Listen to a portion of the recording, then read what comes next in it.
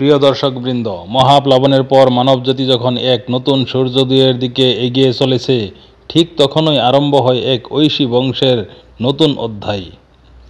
আজ আমরা জানব সেই অধ্যায়ের এক মহৎ চরিত্র হযরত আরফাখশাদ আলাইহিস সালাম সম্পর্কে। তিনি নবুয়তের উত্তরাধিকার রক্ষার একটি গুরুত্বপূর্ণ কাণ্ডারী। হযরত আরফাখশাদ আলাইহিস সালাম ছিলেন হযরত নূহ আলাইহিস সালামের পৌত্র এবং হযরত শাম আলাইহিস সালামের যোগ্য পুত্র। তিনি প্লাবনের 2 বছর পর জন্মগ্রহণ করেন। সেই সময় হযরত শাম আলাইহিস সালামের বয়স ছিল প্রায় 100 বছর। তার জীবন এক নবী পরিবারে গড়ে ওঠে, যেখানে নবুয়তের আদর্শ ও আল্লাহর পথে চলার শিক্ষা ছিল তার জীবনের মূল ভিত্তি। হযরত আরফাখশাদ আলাইহিস সালামের পুত্রের নাম ছিল সালাহ বা শেলাহ, যিনি ইবার বা হযরত হুদ আলাইহিস সালামের পূর্বপুরুষের পিতা।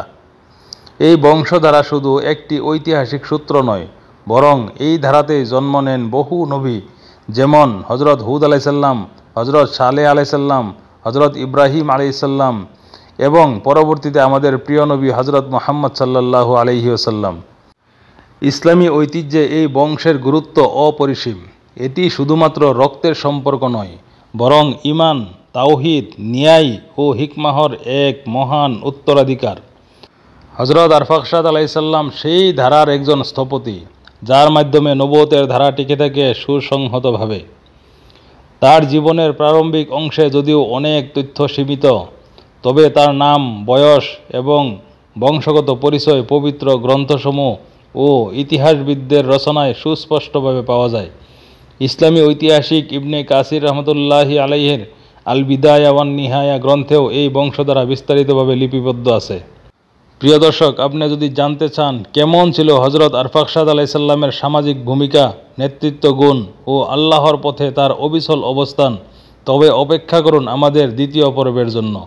সেখানে তুলে ধরা হবে কিভাবে তিনি তার সমাজকে নেতৃত্ব দিয়েছিলেন এবং কিভাবে প্রস্তুত করেছিলেন ভবিষ্যতের নবী আসার পথ।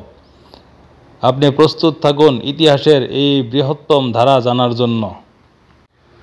আমার আজকের প্রশ্নটি হলো, হযরত আরফাখশাদ আলাইহিস সালামের জন্মের সময় হযরত শাম আলাইহিস সালামের বয়স কত ছিল? তাই দেরি না করে সঠিক উত্তরটি কমেন্টের মাধ্যমে জানান এবং ফুলের ভালোবাসা জিতে নিন।